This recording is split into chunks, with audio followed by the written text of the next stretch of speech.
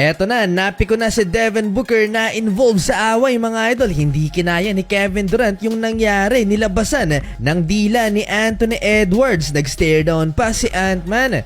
Nang iinis ka agad itong si Anthony Edwards kay Devin Booker nang mag-commit ng turnover itong Phoenix Superstar. Suns versus Timberwolves, agad natambakan mga idol ang Phoenix with 8-0 run ng home team. Kamuntikan pang na-posterize si Kevin Durant. Pero si Jusuf Nurkic nadakdakan ni Rudy Gobert. Early in the game, ganda ng ball movement ng Timberwolves pero nakabawi naman ng Phoenix Suns at naidikit ang laban. Last 1 minute, nasalpok ni Karl Anthony Towns sa ilalim itong si Devin Booker sa pulso mukha mga idol ang player ng Phoenix Suns. Bradley Beal papatapos ang first quarter, clear for take-off, nagmintis ng two-handed slam dunk. Natapos ang first quarter, lamang ng tatlo ang home team, 24-21. To start the second quarter, Eric Gordon deep 3-pointer. Gumawa rin ng 7 straight points itong si Bradley Beal kaya nakalamang na ang Phoenix Suns sa Timberwolves.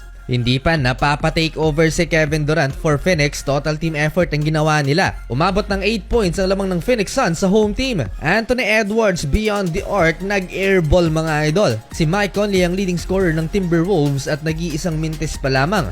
4-minute mark ng second quarter, dito na napiko nitong si Devin Booker kay Jaden McDaniels. Inunahan kasi ng Wolves player ang pag-shove kay Devin Booker. Madali pa naman ding mapiko nitong si Booker kaya naman gumanti ka agad. Kay McDaniels, agad na umawat si Drew Eubanks at referee, baka mauwi pa sa suntukan. Etong si Jaden McDaniels din ang nakaaway noon ni Klay Thompson na nauwi naman sa pag-choke ni Draymond Green kay Rudy Gobert. Well, natapos ang first half, lamang lang ng 1 point ang Phoenix Suns, 51-50.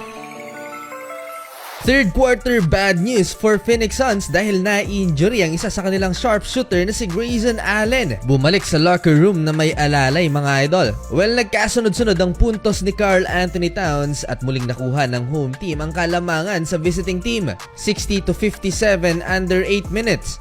Sumagot naman ng 3-pointer si Bradley Beal from the corner sa harap ng bench ng Timberwolves at nag-angas mga idol. Dito na nagsimulang uminit ang laban at nagsimula ng magka-trash talkan. Maalat man sa opensa si Anthony Edwards, nagbigay naman ng malaking impact sa depensa mga idol. Nag-stare down pa kay Bradley Beal nang ma-block niya. Dito nagkakainitan ng dalawa at nagkakabrasuhan mga idol.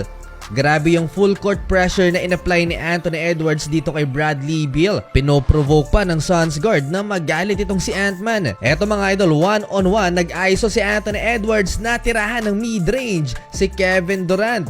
Napalabas pa ng dila si Anthony Edwards kay KD.